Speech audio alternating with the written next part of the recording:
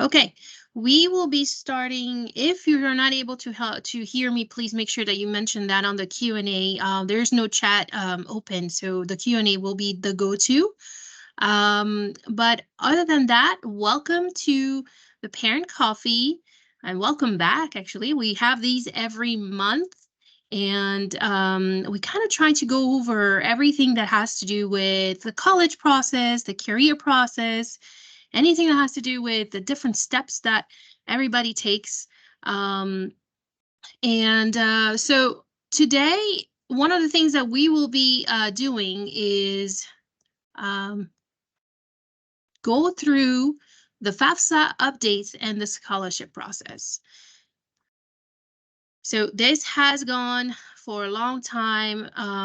If you've probably seen my newsletter, we've been doing quite of the federal government has done quite a different update from the past 2-3 years of the FAFSA, and that has caused several issues. But just to kind of get us started, we're going to talk about how do I pay for tuition in general. So a lot of students and parents will go through the traditional way of thinking about scholarships, but there's a really other way to think about it. First you have to think about the goals. Are you want to start, with a community college like Nova, for example, that is in our area, and then transfer to a university, which is very much affordable as a start, and then, save as much money and then be able to transfer to a university, a 4-year university. There's another way of maybe, have your work provide you tuition benefits, depending on your work that you at right now. Maybe they provide a tuition benefit that you want to take advantage of. Would you go for all-ins, meaning that once you have the FAFSA, they will give you the loans and you'll take all the loans possible, and that will be able to cover your tuition. Of course, that means that the students will eventually be in debt whenever they graduate, but would that be something that to consider as well? You have enough savings and you can go anywhere you want, so the student doesn't have any debt. Or the students will actually secure scholarship through sports that they play in high school. Do you have, so the saving of the 529, so Virginia 529 is particularly advantage if you have put aside some money into this account, and then you can use that money to pay some of the tuition. Just be aware you will still have to supplement, given the inflation and increasing of tuition fees. That is something that maybe you've saved enough to cover everything, but from the time you started saving when they were probably, children, babies, things have changed and everything has increased. So you may have to supplement, whether it's with a loan or whether grants or scholarship. All right. So today we're going to be talking about what need-based are, what merit-based are, and what are the external scholarships and other resources that we have. Now, the federal and state aid, that's usually need-based. So need-based is when you complete a FAFSA, which is the free application for federal student aid, it usually based on income. The income of the family, or even the student if they have worked. Grants are going to be given to the student if they have certain income threshold, loans as well. And then you also have the FAFSA that will be considered for universities or other organizations if you want to receive some type of scholarship within the university. So at the end of the day, completing the FAFSA is always something that I recommend for the students to submit, just because you never know if the university will take that into consideration and give you extra money. So do that anyway, whether you think you make too much money or not enough or whatever it is the case, just do it anyway and have that on file so the university or any other types of organization can look into it. And maybe offer you some extra money. May not be much, but it's something. So the little update that I wanted to give you about the FAFSA, as you know, FAFSA goes through many changes for the past 3 years, but this one is the one that is rolling out for this year. And it's officially out. However, they've had a lot of issues with it when it comes to submitting a FAFSA with certain criteria of the parents, and the encountered of the FAFSA was never able to be submitted, or it stops in the middle of it. Anyway, right now we have some delays on the FAFSA where when a student submits it, the university will not receive it until mid-March. So if you have submitted your FAFSA when it was coming out on December 31st, you're probably waiting for it right now, and you're wondering, maybe I should call the university. They're not going to give you any answers right now. They're going to say, I'm sorry, but we don't have your FAFSA because it's delayed from the federal government, and the federal government is not going to send it to us until mid-March. So at this point, we just have to wait and see, unfortunately. And even if even we have that delay and the university is not getting it, don't wait on submitting the FAFSA, because there's going to be a timestamp on the application, where whenever the university download that on their side, they will go through one by one from those that submitted from December all the way to whenever the time comes. So make sure that you submit it as soon as possible.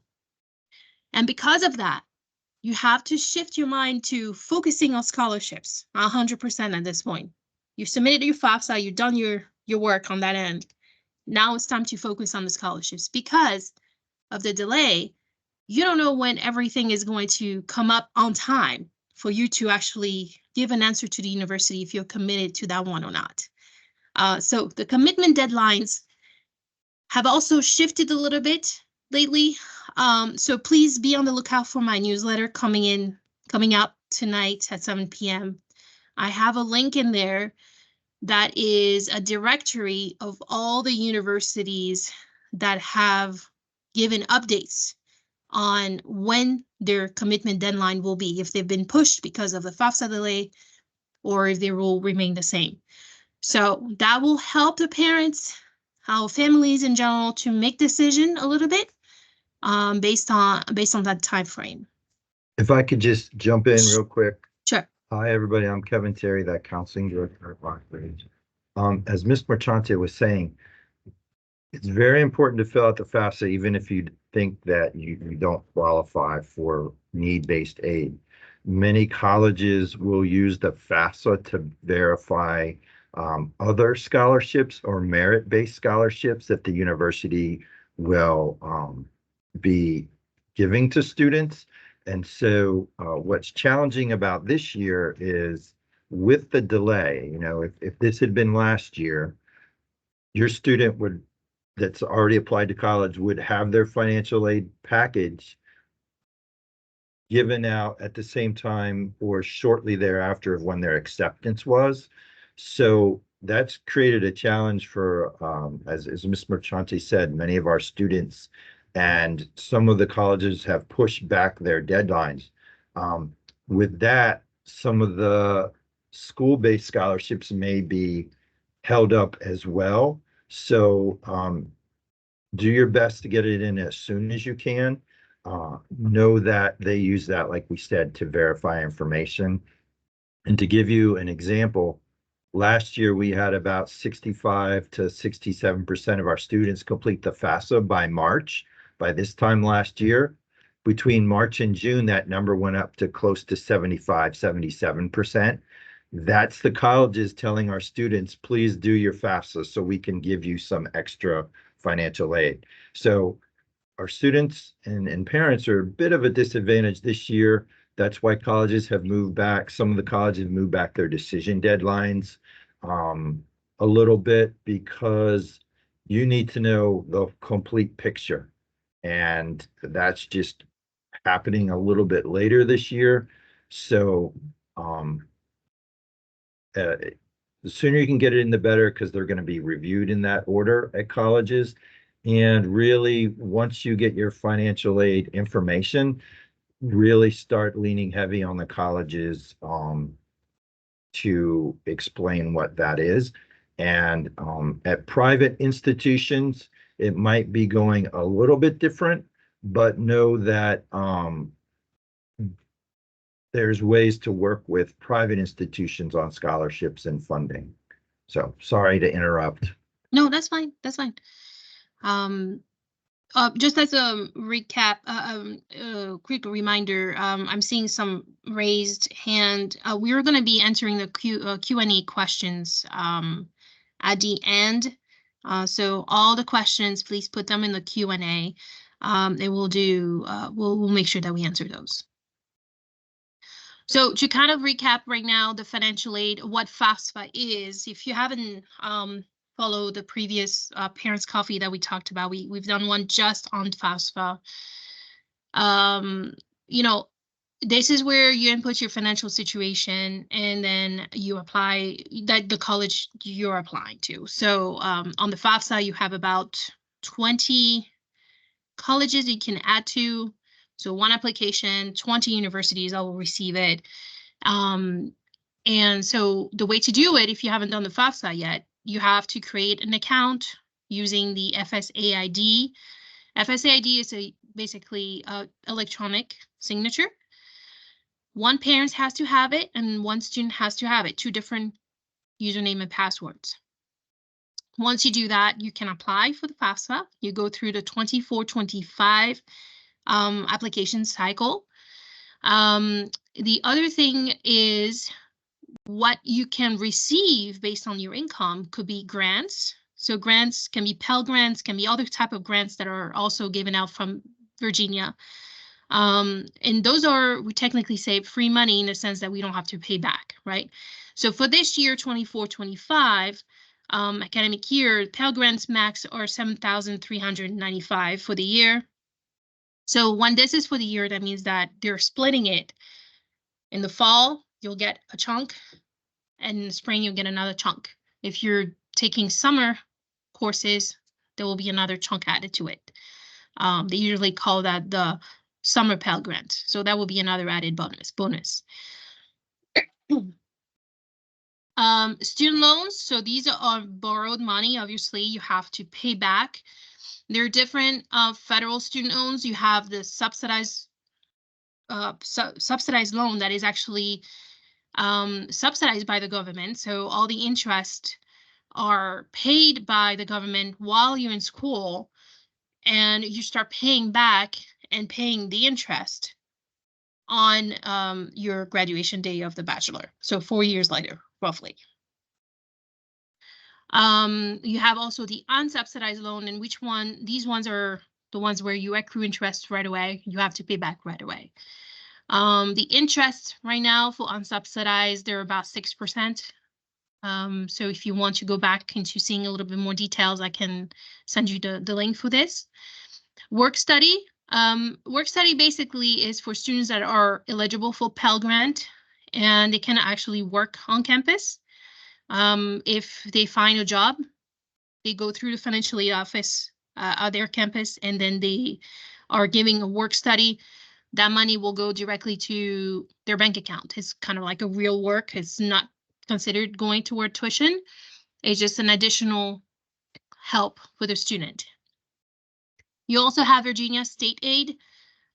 So Virginia State Aid wants you to submit a FAFSA for it to be considered. So make sure you always do that. So there's many layers to why submitting a FAFSA is important. One is because, well, you can get federal, money.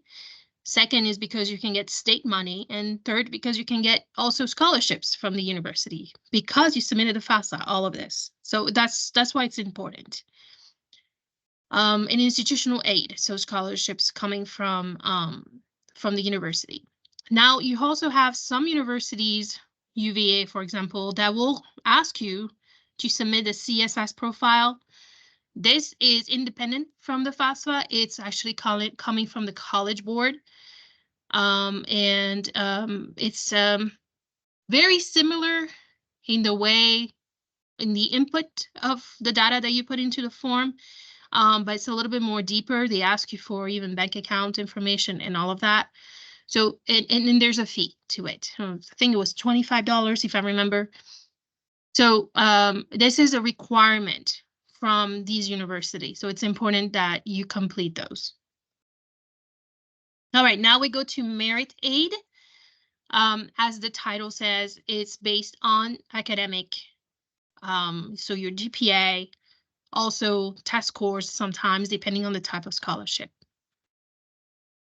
It does not count it does not count the income. And I think this slide should not be here, but anyway, I'll go into it anyway. The public versus private schools. Mr. Terry is mentioning that a little bit earlier. In state, tuition is important for public schools only. Private school tuition is the same regardless of the location. Okay, so this is another thing. And private schools will offer significant scholarships, and these are the type of universities that could do that. Also know that private universities, you could discuss with them a little bit more their offers. So if they offer you a scholarship, you can go back and find out if there's a possibility to actually add more. Private schools, private universities, they don't report to the federal government, so they don't have as much, they have more leeways in a way and more flexibility when it comes to scholarships. So maybe their tuition might be more expensive, but at the end of the day, they can bring it down to almost at the same level as a public university. Virginia private schools, you have the possibility of submitting a VTAG, Virginia Tuition Assistance Grant. It's in a non-need base, so it's great for students that have income a little higher. And it varies annually about $5,000, I think, right now. It is a separate application. So I have the link on here, but you can do a quick Google search and it says VTAG grant, if you'd like to put this, and you have the applications right there. Public universities, they also have the Virginia Gap, but this is on a need-based. You don't have to apply separately. It goes through the FAFSA again. So if you submitted a FAFSA, the VGAP will be selected if you meet certain thresholds. This is a quick, picture of what the Virginia Private College is, and all of these universities, they all have different types of offers. I met some universities during the fall that told me, look, we're actually offering $50,000 for students with this amount of GPA. And I'm, whoa, this is a lot. And yeah, we were trying to bring it down to a certain, to the level of the public universities. I'm like, okay, that's good. So all of these universities have opportunities to bring down the tuition. And it's based on the GPA. Okay, so the SAT and ACT scores. You have a lot of universities that may be test optional, but be aware that even if they're test optional to get into the college, they may still require it for scholarships. So be aware on that end. It's an important, you have to be strategic on how you do the application and also find for the scholarship. So come and see me if you have questions on that, especially when we start the senior year for next year. Trying to be done with testing by September of the senior year if possible, but again, you can retake it. Schools will take the highest scores. So it's important to just understand that and go through the different website of the university that have the admissions Q&A on there. They actually mention what you should do about your scores. So merit scholarships, again, based on GPA, not all schools offer merit scholarships. So that's another thing you have to find out. When you submit a college application, you may be automatically selected based on the test scores and GPA, and that's no separate application. But within the college, there are separate scholarships application, aside admissions that will offer scholarships. So I believe I got some examples here, and I did the screenshot for 3 universities. Once you have applied to a college, that's done. They will decide if they will give you merit admission scholarships, but you can continue on finding scholarship at these universities. The key word is to make sure that you go through James Madison University, for example, on Google, and you add scholarships. And they're usually hosted under the financial aid website. Here, annually, JMU provides more than 400 scholarships. So make sure that you have your student apply for those. This is Virginia Tech. Virginia Tech has several of them, as you see on the bottom, with a deadline coming up. But you want to create an account with them and make sure that you apply to whatever is specific to the student. You will see also different colleges within the university offer scholarships, and they have their own deadline. If you see here, School of Visual Arts, College of Engineering, College of Arts and Science. So these are very important, and these are in addition to your admission scholarships. Same for GMU. So they have the same type of process. They log into a portal, and then you can apply to all of the all the scholarships. So this is a type of search that I've done. Keyword scholarships, Virginia Tech, and then you will see all the different types of scholarship coming up. Now, I just wanted to kind of put this out there because I think it's an important data. This was from 2021, 2022 year. They don't have the most recent one, but so this is what we have. For the state of Virginia, the total federal grants that a student received, that's one student, 5,400. They gave them other type of federal grant. And then the total scholarships amount was 10,000 for one student. Now, this is an average, and this is for the public universities. They didn't mention anything with private scholarships. Otherwise, the scholarships amount here would have gone to probably 50,000, 60,000. So so this is for an average of students going into a local, state, or public university, and this is what they will be getting on average.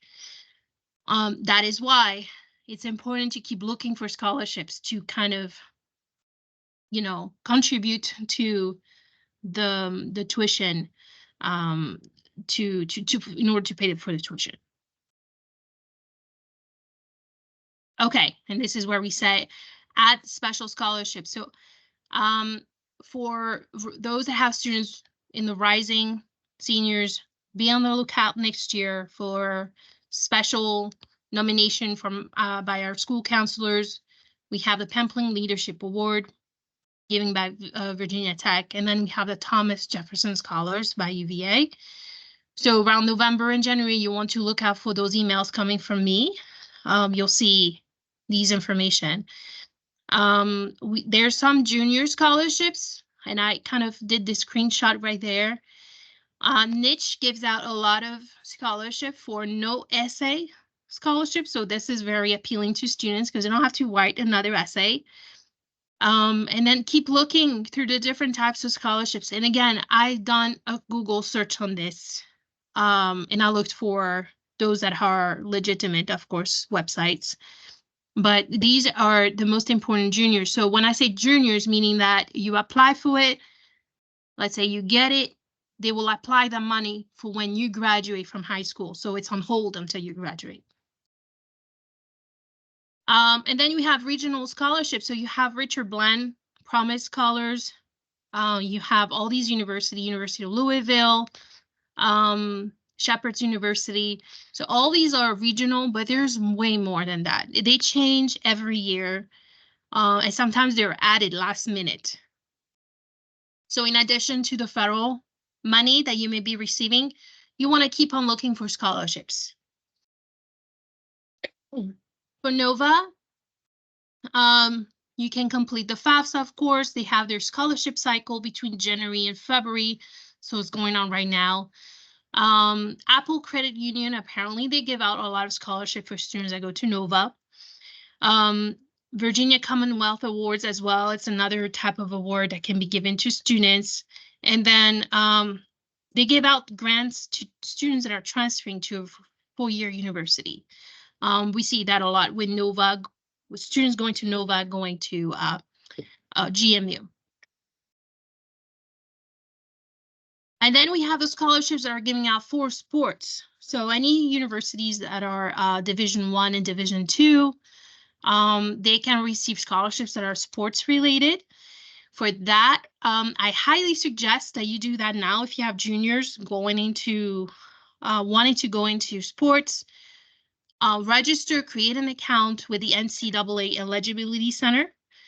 And then they do have restriction communications between coaches and students, so make sure that you understand that portion, but they have a whole rules of operations way in their website. They tell you how everything works.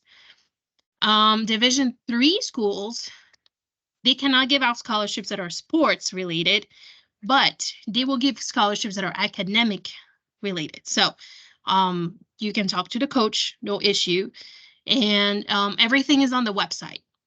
Most of those scholarships will be academic related. So if a coach sees your students and think that they will be great for their team, they will talk to the admissions, they will talk to the department that they want to go into, and they'll figure out a way to get academic scholarships. And then you have talents that are special talents, like performing arts. So again, talk with the director of theater at one of the universities, and they'll figure out a way to get scholarships related to this. I think external scholarships, yes, this is something that I wanted to do for a long time, but push the students, your child, to dedicate 1 hour to apply for one scholarship. It can be very short, can be 30 minutes, can be an hour, depending on the type of scholarship. The way to do it as well is to focus on the local scholarships. We have tons of them. So we have scholarships coming from the PTSO, and these will be coming out probably toward the end of the year. We have the boosters scholarships as well. And then we also have those that you can go into school links. And I got a screenshot right there. You can look on your school links account, but in order to apply, the student will have to go on their own account.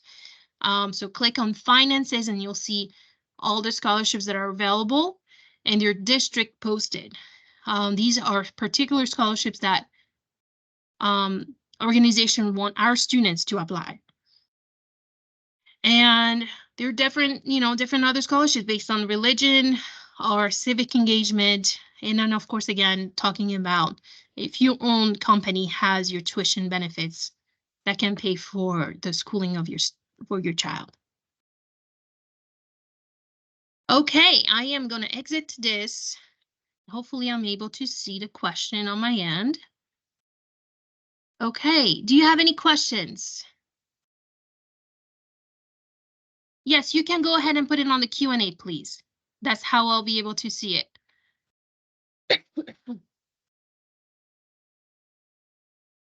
Okay, so you received your SAI providing amount of aid. I was surprised about the simplicity of the FAFSA application. Yes, we thought we did not complete the form correctly.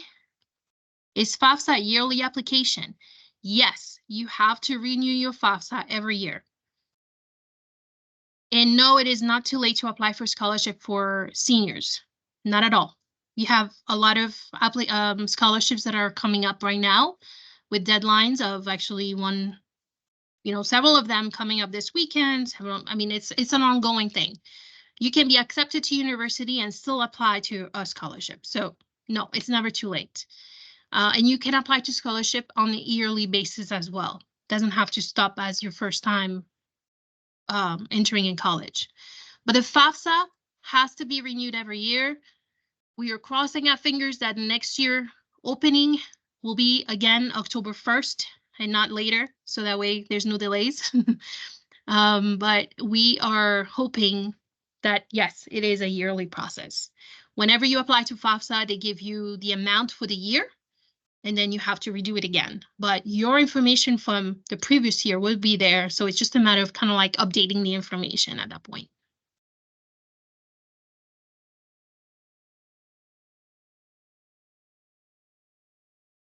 Do we need to be graduated from the school to apply for FAFSA? Not at all. You can apply now. Apply for FAFSA now. No need to wait for graduation, because the more you wait, the less money is available. Okay, I'm gonna put it this way. You want to have your file in place before you even have a decision from the college.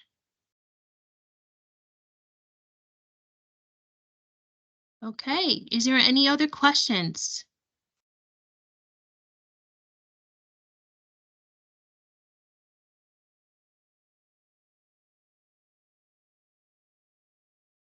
Yes, so when you go into the FAFSA, you will need to create your student will have to create one FSA ID and one FSA ID for the parent.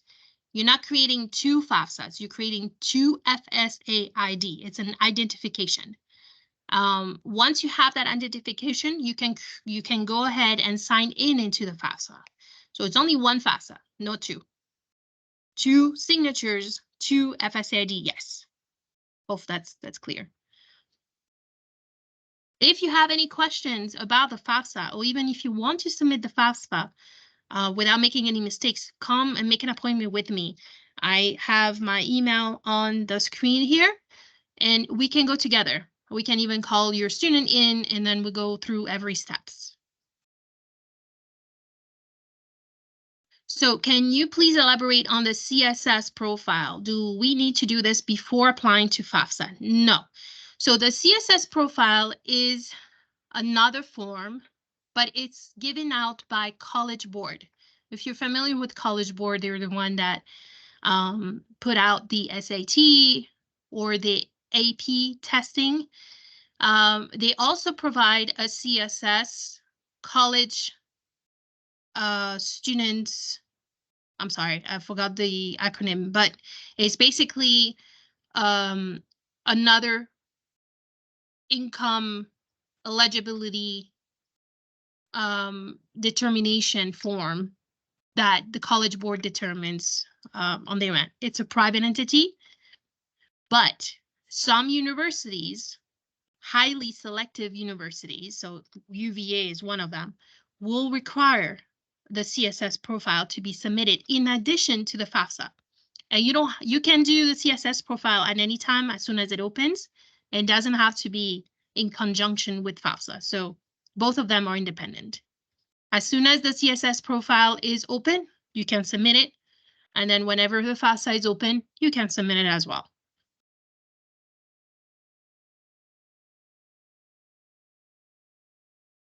Okay, is there any other questions? If you have any questions that just come up after this webinar, please email me, no issues. All right. Well, thank you very much. Oh, looks like there was one more. Well, thank you. You're welcome.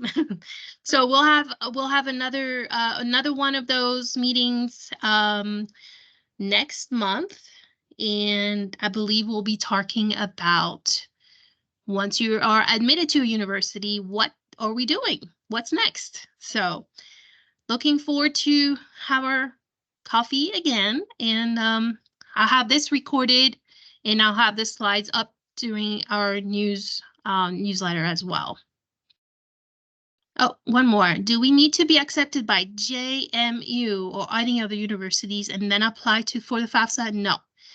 Again, the FAFSA is something that you want to do as soon as possible. It doesn't matter, if you've applied to university or not. Do it anyway.